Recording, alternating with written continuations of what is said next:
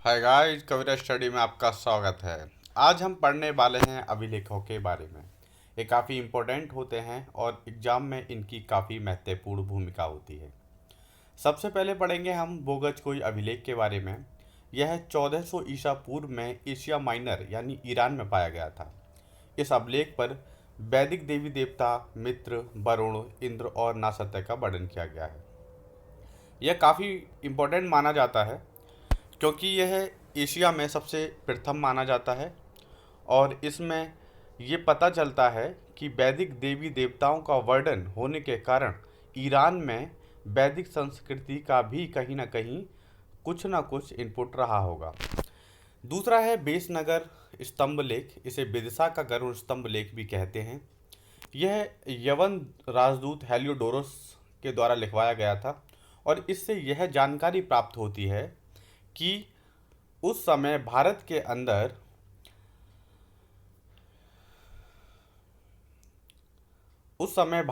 अंदर भागवत धर्म की उपस्थिति हो चुकी थी।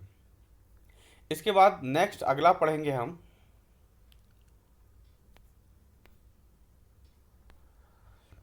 हाथी गुम्फा अभिलेख के बारे में। हाथी गुम्फा अभिलेख यह कलिंग राज खारवेल द्वारा बनवाया गया था। यह पहला तिथि रहित अभिलेख है और इस अभिलेख के अंदर ही सर्वप्रथम भारतवर्ष का जिक्र हुआ है। यह काफ़ी इम्पोर्टेंट है, प्रत्येक एग्जाम में कई बार इसको पूछा गया है, इसलिए आपको ये बात ध्यान रखनी है। नेक्स्ट है आपका जूनागढ़ अभिलेख। जूनागढ़ अभिलेख यह शक शासक रुद्रदामन के द्वारा बनवाया गया था और यह संस्कृत भाषा में लिखित पहला अभिलेख है। आप इसको भी काफ़ी अच्छे से याद रखेंगे। अगला है ग्वालियर प्रशस्ति। यह है राजा प्रतिहार राजा भोज से संबंधित है। यह काफ़ी इम्पोर्टेंट माना जाता है। नेक्स्ट आप पढ़ेंगे ऐहोल अभिलेख के बारे में। ऐहोल अभिलेख इसे चालुक्य नरेश पुलकेशिन द्वितीय द्वारा बनवाया गया था। यह पुलकेशिन के दरबारी कवि रवि कीर्ति द्वारा लिखा गया था। इसमें पुलकेशिन ने जो भी अपनी जीत दर्ज की थी उनके बारे में बताया गया है। यह काफ़ी महत्वपूर्ण अभिलेख माना जाता है। इसके बाद नेक्स्ट है भीतरी स्तंभ लेख। यह उत्तर प्रदेश के गाजीपुर जिले में स्थित है। इसे गुप्त नरेश स्कंदगुप्त द्वारा लिखवाया गया था। आपको ये बात याद रखनी है। और इस अभिलेख में भारत पर होड़ों के आक्रमण की जानकारी प्राप्त होती है। यह काफ़ी इम्पोर्टेंट है, यह भी इसे आपको अच्छे से याद रखना है। नेक्स्ट है मंदसौर अभिलेख। मंदसौर अभिलेख यह काफ़ी इम्पोर्टेंट अभिलेख है। ये भी मंदसौर इसे मालवा नरेश यशोधर्मन के द्वारा लिखवाया गया था। इस अभिलेख में रेशम बुनकरों की श्रेणियों का वर्णन किया गया है। क्या किया गया है? इसमें रेशम बुनकरों की श्रेणियों का वर्णन किया गया है। इस अभिलेख में यशोधर्मन को जननेंद्र भी कहा गया है। आपको ये चीज़ याद रखनी है क्योंकि याद रखिएगा, कोई जो क्वेश्चन पूछा जाता है मल्टीपल चॉइस के टाइप में, तो उसमें से आपसे कोई भी क्वेश्चन पूछा जा सकता है। ये भी पूछा जा सकता है कि मंदसौर अभिलेख में किन का वर्णन किया गया है या रेशम बुनकरों की श्रेणियों का वर्णन किस अभिलेख में किया गया है, या यशोधर्मन को जननेंद्र किस अभिलेख में कहा गया है। यह क्वेश्चन भी आपसे पूछा जा सकता है। नेक्स्ट है आपका नासिक अभिलेख। नासिक अभिलेख यह भी काफ़ी इम्पोर्टेंट है। यह सातवाहन नरेश गौतमी बलश्री द्वारा लिखवाया गया था। काफ़ी इम्पोर्टेंट है, आपको याद रखना है। और इसमें सातवाहनों के इतिहास के बारे में बताया गया है। आपको ये बात जाननी चाहिए कि जो सातवाहन नरेश थे उनका सारा का सारा इतिहास ही अभिलेखों पर आधारित है, इसलिए यह इनके लिए काफ़ी महत्वपूर्ण हो जाता है। नेक्स्ट में हम पढ़ेंगे प्रयाग प्रशस्ति के बारे में। आगे हम पढ़ने वाले हैं। प्रयाग प्रशस्ति ये समुद्रगुप्त के दरबारी कवि हरिसेन द्वारा लिखी गई थी। किसके द्वारा लिखी गई थी? समुद्रगुप्त के दरबारी कवि हरिसेन के द्वारा लिखी गई थी। यह भी काफ़ी इम्पोर्टेंट है और अगर क्वेश्चन में पूछा जाता है कि प्रयाग प्रशस्ति किससे संबंधित है तो यह समुद्रगुप्त से संबंधित है। और इसे लिखा किसने है? इसके दरबारी कवि समुद्रगुप्त के हरिसेन ने लिखा है। इसे नेक्स्ट है देवपाड़ा अभिलेख। देवपाड़ा अभिलेख को बंगाल के शासक विजय सेन द्वारा लिखवाया गया था। इसमें बंगाल के शासन की जानकारी प्राप्त होती है। अगला अभिलेख है उदयगिरि अभिलेख। उदयगिरि अभिलेख इसे चंद्रगुप्त विक्रमादित्य के समय में लिखवाया गया था। यह काफ़ी इंपॉर्टेंट अभिलेख माना जाता है यह भी।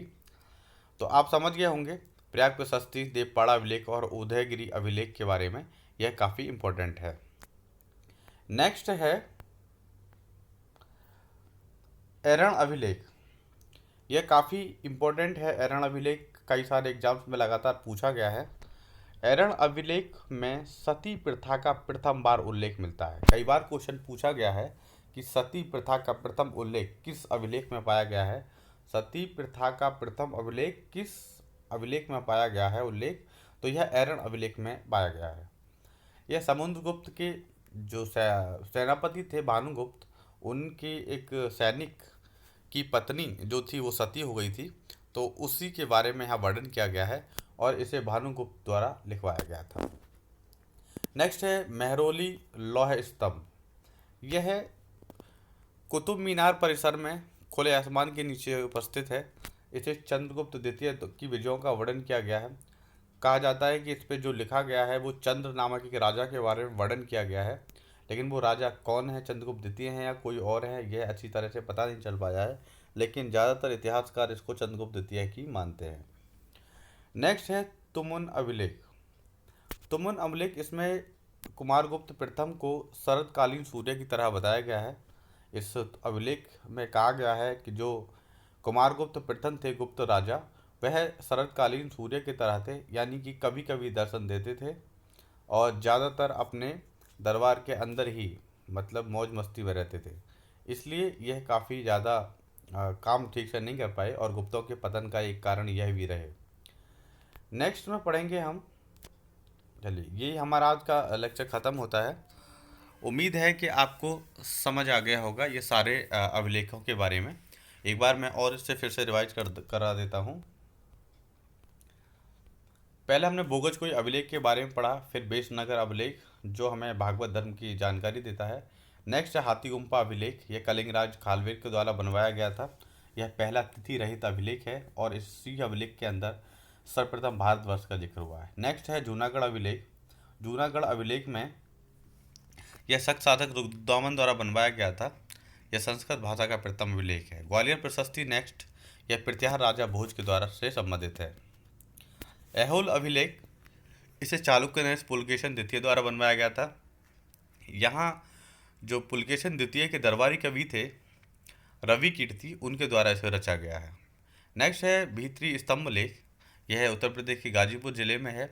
इसे गुप्त शासक स्कंदगुप्त द्वारा लिखवाया गया था और इसी में हुड़ों के आक्रमण की जानकारी प्राप्त होती है। नेक्स्ट है मंदसौर प्रशस्ति। यह मालवा नरेश यशोधर्मन द्वारा लिखवाया गया था। इसमें रेशम बुनकरों की श्रेणियों का वर्णन है। इस अभिलेख में यशोधर्मन को जननेन्द्र भी कहा गया है। नेक्स्ट है नासिक अभिलेख। यह सातवाहन नरेश गौतमी बलश्री द्वारा लिखवाया गया।